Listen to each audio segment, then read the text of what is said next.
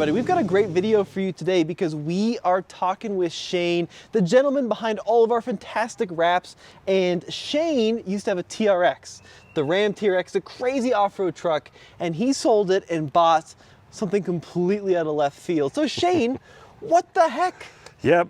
TRX was fun while it lasted, but I was done with it. You know, it was fun. It's time for it to go to a new home, and I'm now the caretaker of some serious history. So let's talk a little bit about the TRX. So how many miles did you have it for? 26,000 miles, about 2 years. And you know, that's not a super long time. Why did you end up selling the truck in the first place? Really just wanted to move on. You know, it was a work truck for me. So if people were watching the video that we originally did with you guys, I bought it because I wanted a super truck that I could have fun with, but I could use for work for my business. Yeah. And so I put it to work. I towed with it. I hauled ladders every single day, went and installed graphics, came here for you guys. Yeah. And decided that it was fun while it lasted, but it was a very expensive truck. It was very expensive to keep it full of gas, especially the way I drove it.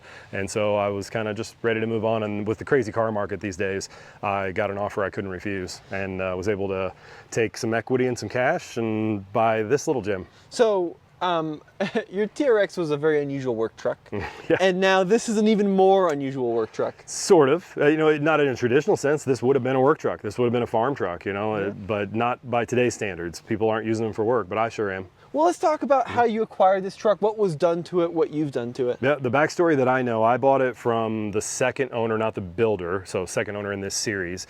A guy in Texas, I believe I saw on the receipts that his name was, don't quote me, Justin Smith, I believe. So Okay. if you're watching, Justin, thank you, you built a hell of a truck.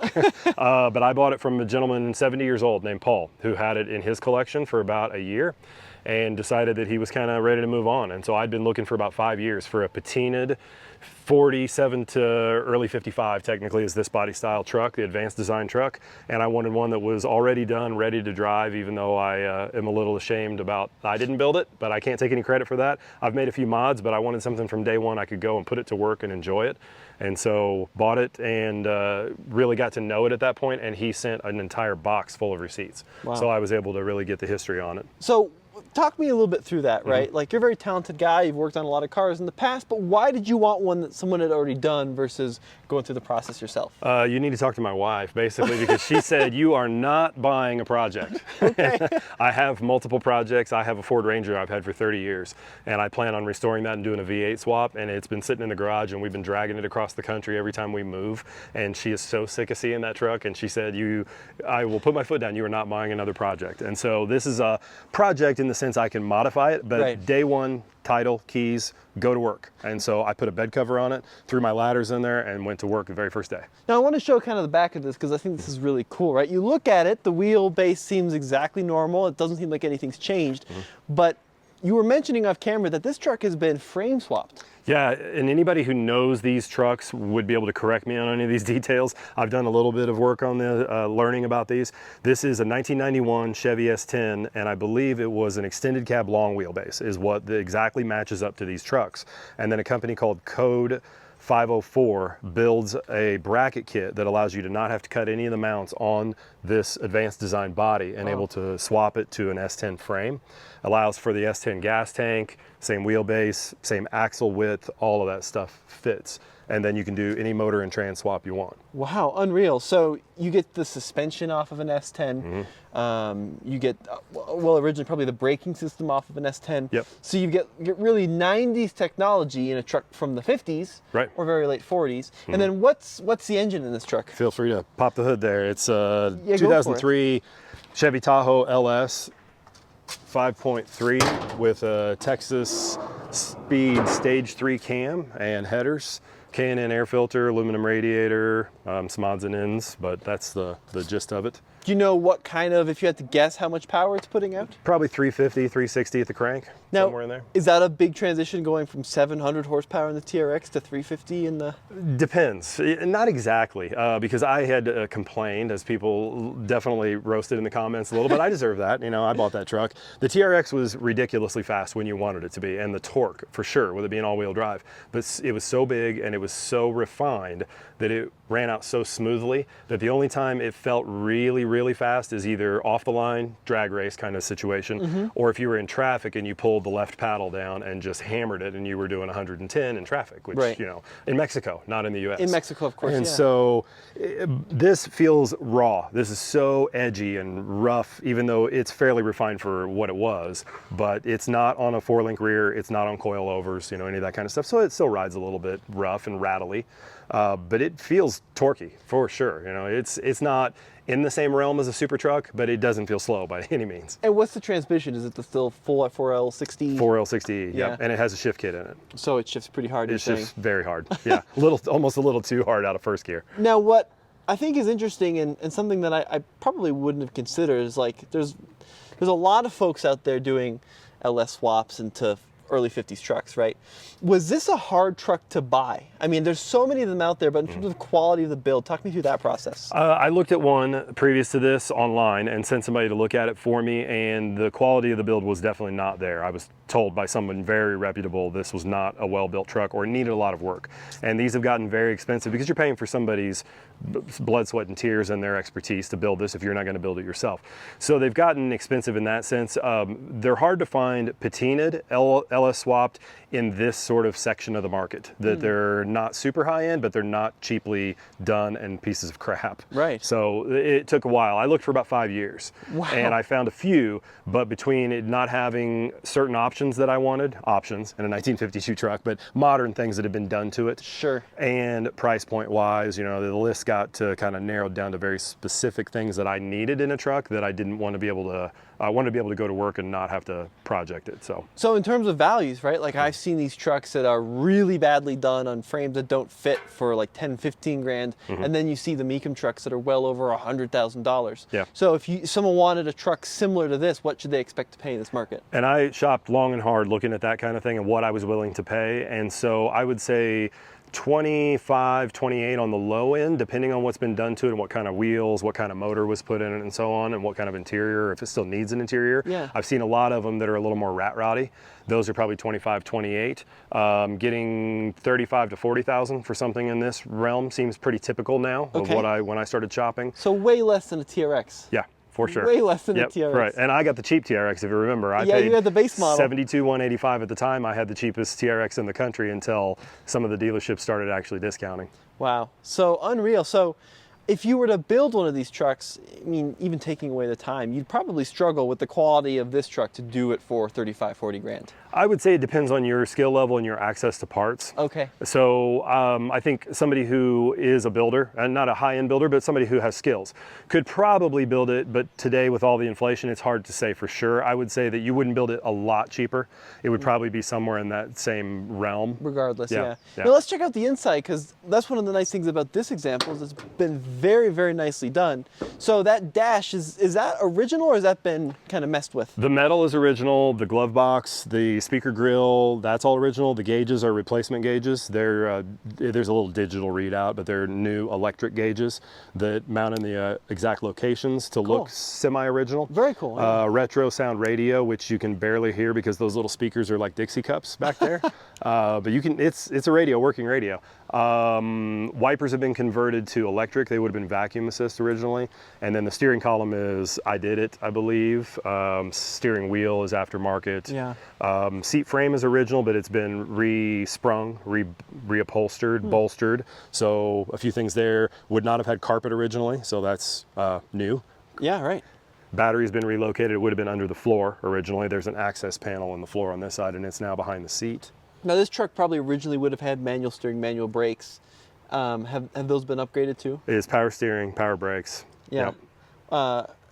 One thing you were saying off camera, which I thought was really interesting, is that the LS engines don't make a lot of vacuum. Yeah. So you actually went ahead and converted the power steering or power brake system. I found out the hard way. The guy I bought it from in Texas, of course, they're in the lowland. They're maybe 500 feet above sea level. Yeah. He said brakes aren't great, but they're livable. When we got it, I live at the top of Monument Hill, which is 7,300 feet above sea level. And so any little vacuum you had is pretty much gone. And you're supposed to pull, don't quote me on this, but I believe it's 12 to 15 pounds of vacuum. And these LS motors don't make a lot anyway off the manifold. And then with a cam, it robs that that. So I was making about 7. Okay. And the brakes felt very, very sketchy. It felt like even at a slow crawl in town that you would rear end somebody. Wow. And so I ended up buying an electric assist electric pump, mounted it on the frame with a vacuum reservoir tank to build extra vacuum, and then it bypasses the manifold to run off that system now. Well, let's take a look at the bed, Shane, because I think it's pretty wild that you're still using this truck 70 years later. Yep. As a truck. So are you daily driving this truck? What are you doing with it? I have another Ram, and so I kind of split my time depending on where I'm going, because as you can see with the bed cover, these are very narrow beds, or the depth-wise. They're pretty good size, width and length. I've hauled ladders, step stools, all kinds of stuff in here, lumber, anything you need. But this is very limiting. And so with me driving on the interstate and having ladders and all kinds of odds and ends for my job, I have to have a bed cover or things would be flying out everywhere. And so you can see, and then I put rubber in here because the first day I didn't, I thought I want to see this beautiful wood bed that this guy did. And I hit the brakes and everything in here went flying up and slammed into the front of the bulkhead. So you're like, all right, I need the rubber. Yep, had to throw in a rubber mat. But yeah, I put it to work the first day. Has the bed been heavily modified? The bed is all original with the exception of the planks have been replaced and the strips have been replaced and then aged to look like it's been here a long time, which he did a fantastic job. And then he put in mini tubs to get a little more tire underneath the back, because they're not huge, but they're meaty for this little truck. Now, Case, one thing which I learned, this is going to be kind of a hard thing to film, but I want to talk about these funny little bolt heads, because this is something I don't think a lot of people realize. I would have no idea how to take that out. What's that called? That's called a clutch head bolt. Okay. And so I ordered a set of bits. Some hardware stores may carry them, but I didn't see them Home Depot anywhere like that. Right. And so I ordered them through one of the Chevy parts companies where I bought door seals and the like. And so those, I said originally I thought they predated Phillips. They may not, but they're very old. They're original to the truck. And so that's an original, as far as I know, that's an original fender bolt. Wow. Or one like it anyway. So yeah, and there are all over this truck. They have clutch head bolts. That's crazy. And this is cool too. This is a really, it really cleans up the back of the truck. Where'd you find the tonneau at? I found it online through a company that I think is out of Texas also, but it's the only company I could find that had a tonneau cover for this gen truck because of the way the bed lips go up on the side. Yeah, look at that. In 55, when they changed mid 55 design to the next gen, they go off 90 degrees. I believe it's 55, and you can put a traditional style bed cover that fits over the edge. But this has to be mounted on the inside, so as you can see when this is shut, it has to sit flush with the inside without going with something custom. Which is a cool look. So, yep, really, it works really cool out really well, and it's a no drill system. Theoretically, you use a fender bolt to put it in. And then you technically put a little screw through here, but they're hidden, so you don't have to drill through the outside of the truck. Nice. So, super and it's fully removable. You can detach the struts, stand it up, and take it off, and so it's worth every penny. So Shane, what's your long-term plan with this truck? What are you going to do with it? Supercharged? No. That's been my plan for everything except for the truck that I bought that was supercharged. I say I'm supercharged and everything. I probably won't, because then I would have to upgrade the rear end. There's no way that I don't think the 4L60 could handle that either. Right. So probably just some little tweaking. I'm going to put air conditioning in it. I'm standing here sweating right now. Yeah, right. So air conditioning is getting ordered this week, and it'll replace the original heater box. It's a full system, and so that's the next big thing. And then I'm going to have it retuned, have it dyno tuned, just modified a little bit, and then anything that strikes my fancy, I might do a few things, but for the most part it's keeping it looking just like this. I think I'll probably do bucket seats at some point, make it a little more comfortable. Get rid of the bench. But yeah, that's about it. Now, living in Colorado, we have like the full 4 seasons. Are you sometimes in one day? Sometimes in one day. Great point. Are you going to plan on driving this in the winter too? The day I got it, it snowed, and so the roads were coated but not deep, and it wasn't bad because it has fortunately, it has an open diff, and so it's predictable, at least in that sense. If you start to get stuck going up your driveway, you're stuck because it's a one-wheel peel. Yeah.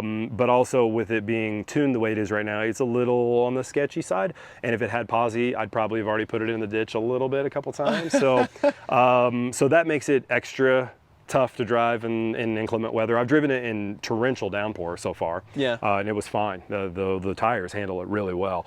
So I don't plan on driving it in deep snow, and I have a Ram that's a 4-wheel drive, and so that's my snow truck and other day truck. But yeah, it's not getting babied. it's getting driven and it's getting used and it's helping to make me money and all that. What are you going to do with the patina? My plan is to leave it as is and kind of let it go. I figure it took 71 years to get this far, that in my lifetime, it's probably not going too much further in Colorado at least. You know? And right. I do garage it most of the time at home. So it's slowing it down a little bit, but I'm going to keep an eye on it. And I wouldn't mind if it even got more patinaed, but I don't want to get it to, this is a personal taste thing. I don't want to get to a point where it doesn't have any paint left on it. Right. And so at that point, I would probably do something. There are all kinds of videos on YouTube where guys have done, you can do matte clear, or you can do, people say linseed oil, and they make like, I think they call it patina sauce, something like that you can put on it. Interesting. So, but for now, my goal is to have that just left the way it is.